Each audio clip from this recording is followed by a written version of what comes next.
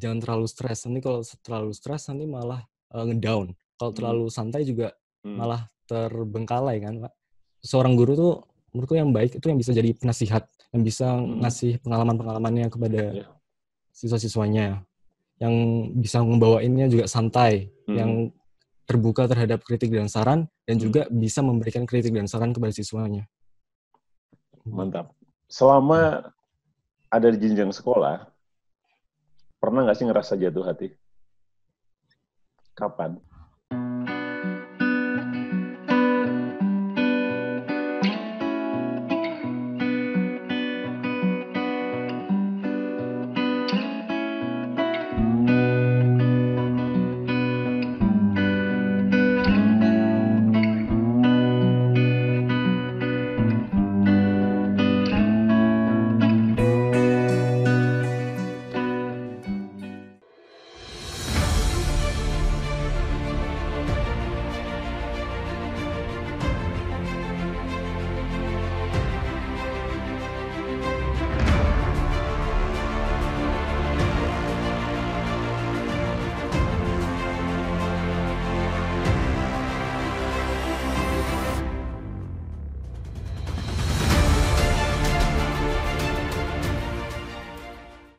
Tapi bagaimana konsep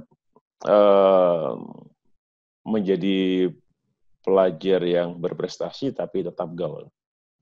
Saya nggak nanya sebaliknya, bagaimana tetap gaul tapi berprestasi? Jadi konsep utamanya bagaimana berprestasi dulu tapi tetap gaul gitu. Sebenarnya nih sebelumnya kalau dibilang ngasih saran ke aku tuh agak salah sih, Pak. Soalnya aku juga merasa kalau diriku tuh kurang gaul sama teman-teman. Ya? Tapi yang pengen dan aku juga pengen sih bisa lebih gaul sama teman-teman. Dan menurutku cara untuk bisa kayak gitu adalah tetap humble aja, tetap rendah hati terhadap segala prestasi yang udah kita raih, dan tetap sadar bahwa teman-teman ini udah ngaruh sama perjalanan kita. Oke. Jadi gaul menurut David tidak harus ke sana ke sini bareng-bareng ya. Tapi ada saatnya memang bareng, ada saatnya tidak. Tapi yang pertama tadi adalah membawa diri kita menjadi pribadi yang berbeda. Berbedanya itu humble, tetap berprestasi. Maka menurut kamu itu konsep itu kita akan menjadi orang yang diterima ya. Iya, benar. Meskipun kita nggak harus nongkrong bareng kan, tidak harus ngopi bareng. Nggak harus. Tapi Ya, karena kita enggak, kalau itu enggak, Pak. Tapi karena kita punya karakter tersendiri dan itu positif, apapun keadaan kita tetap diterima oleh orang lain. Iya, Begitu Vi ya. Benar banget. Oke, Vi, pertanyaan berikutnya nih saya pengen nanya nih ya. Ini masih melulu soal belajar ya. Tadi nanti soal gaul tetap akan saya kulik di belakang. Mudah-mudahan saya ingat. Ini perbedaan antara belajar di rumah dan sekolah. Yang saya maksud adalah bagaimana kamu belajar di sekolah dan bagaimana pula harus belajar di rumah. Sebelumnya kalau aku sendiri nilai cara belajarku ini belum sempurna ya, Pak. Jadi kalau selama 3 tahun kebelakang ini, aku tuh kalau di rumah, kalau di sekolah dulu, itu istilahnya kayak ngebangun jalan. Soalnya kan banyak mentor-mentor, banyak guru-guru di sekolah, Pak. Jadi istilahnya kita bisa nyari alur belajarnya dari guru. Kita bangun jalannya itu di sekolah. Nanti pas juga di rumah, nah itu waktunya untuk memperlebar jalannya. Untuk latihan-latihan soal, untuk latihan-latihan terus, supaya nanti kita lancar untuk bisa jalan di jalanan itu. Oke, tadi dibukakan jalan di guru di sekolah gitu. Artinya agar tidak tersesat, agar tidak sampai di rumah bingung, diupayakan ketika belajar di sekolah jalannya jelas gitu ya, arahnya gitu ya. Pulang dengan arah yang jelas. Ya. Iya, benar, Pak. Dengan cara misalnya kalau Afi ada yang kurang jelas, bertanya di kelas atau di luar kelas? Bisa aja di dalam, bisa di luar sih, Pak. Yang penting pulang arah jalannya jelas. Ya, udah punya framework-nya, kita mau belajarnya gimana, tinggal dikembangin aja sendiri. Ini penting juga nih. Jadi ini catatan nih. Jadi agar kita belajar di rumah itu arah jalannya jelas dan nggak bingung, maka pastikan dari sekolah jalan yang kita bawa pulang itu petanya udah jelas ya. Iya, benar Pak. Jika tidak sempat bertanya di kelas karena waktunya terbatas, bisa di luar kelas, bisa juga diskusi dengan teman karena tadi kita juga menjalin relasi dengan teman-teman tadi ya. Itu Benar, juga benar. rumus juga. Oke, ketika di rumah, Vi, ketika di rumah kan kadang kita tidak selalu ada guru, tidak selalu ada teman gitu.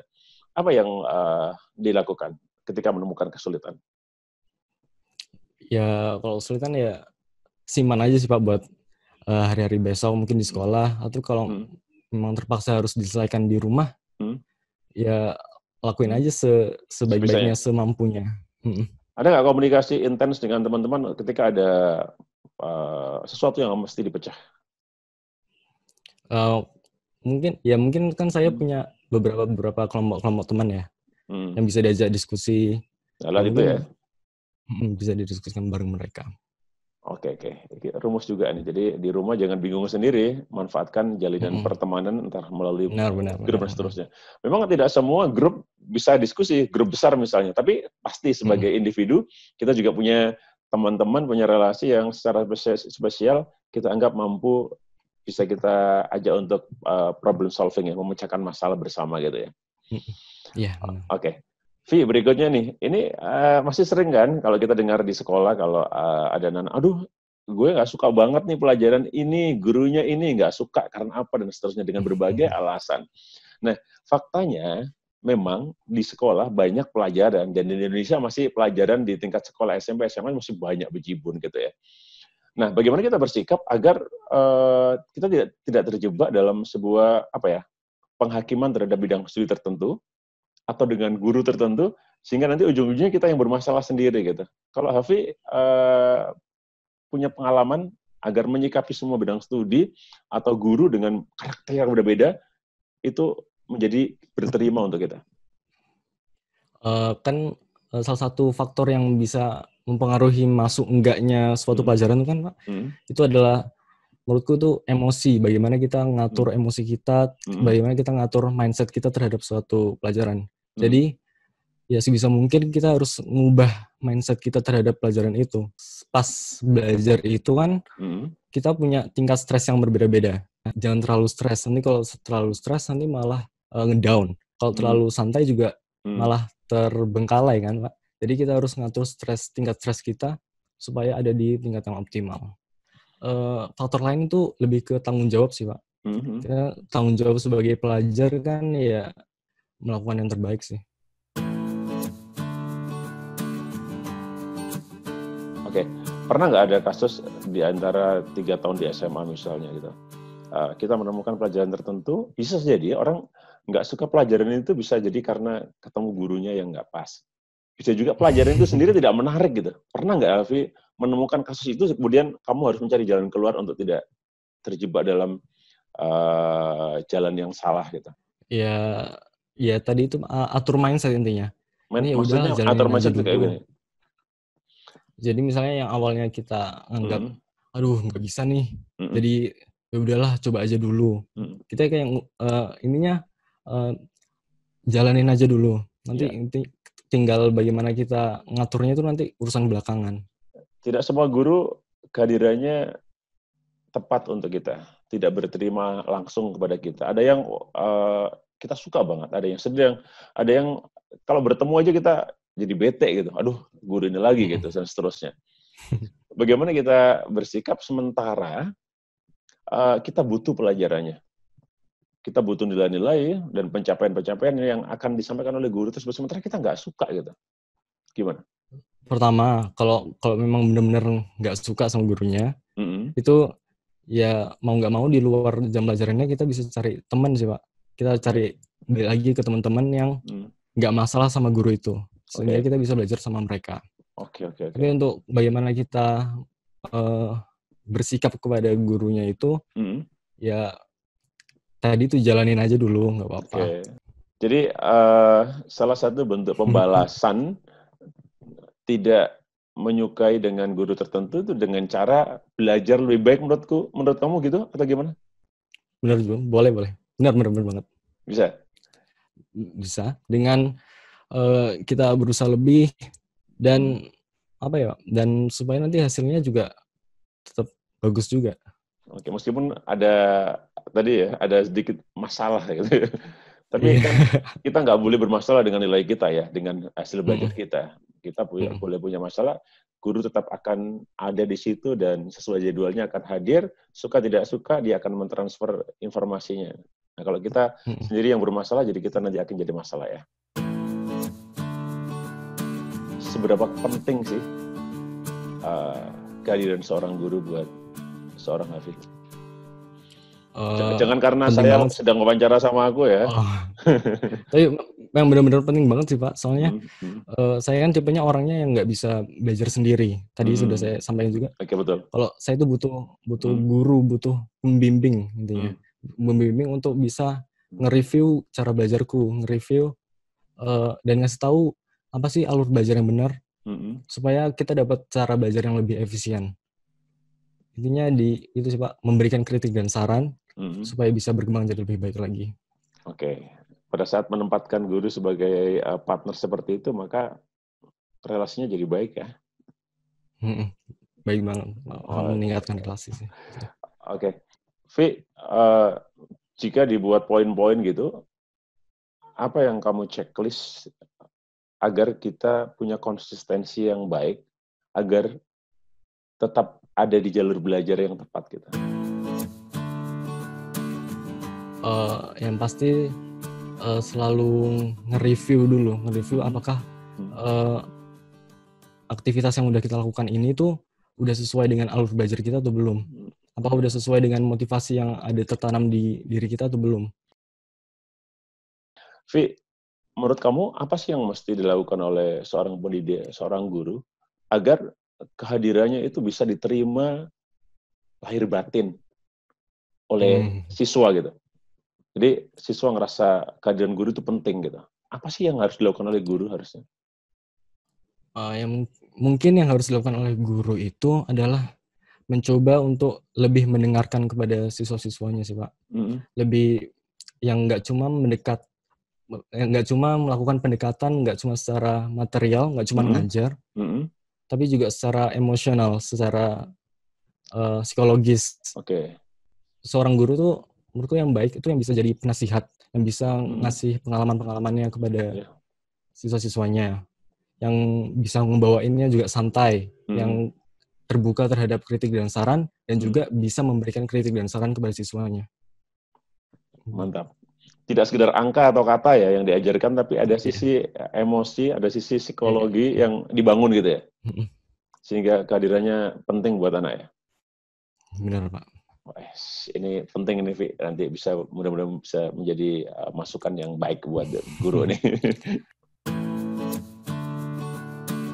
Bagaimana cara Hafi membawa diri dalam pergaulan yang hari ini semakin kompleks gitu?